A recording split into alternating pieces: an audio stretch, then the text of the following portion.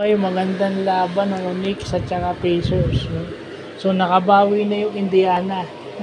Pagkatapos maging 2-0 dahil pareho sa Madison Square Garden na home court ng Knicks. Pagdating sa Indiana, nakabawi na sila, no? So, dahil siguro mas ayaw nilang mabaon ng 3-0, pero tambangan, hindi rin nagpatalo yung New York.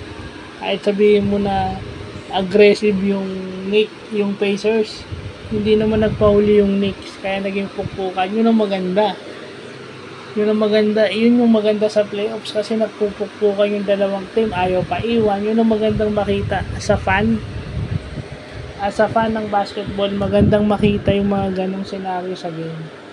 Na uuwi ka na parang yung ticket na binayad ng mga nanood ulit. Diba?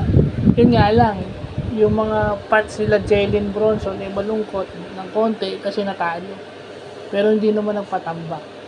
So 2-1 na daw yung series na yun. So ganoon naman talaga paglipat mo dun sa home court ng kabila, nagiging mas aggressive sila, lalo na 2-0. Paglipat mo dun sa nag-iiba na yung tema dahil mas komportable sila dahil home court nila yun. Nasa kanila yung crowd syempre. No, lumalabas yung laro ng team mas gusto magpakita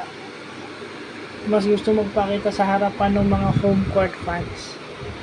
Except dito sa Pilipinas kasi Hinebra lang yung may home court advantage parati, sa NBA hindi. Mas agresibo silang magpakita dun sa home court fans nila, kaya pagdating ng playoffs panalo agad kung home court nila yun, lalo na pag 2-0, diba? Kasi dapat 1-1 yun, natalo sila, so 2-0 dun.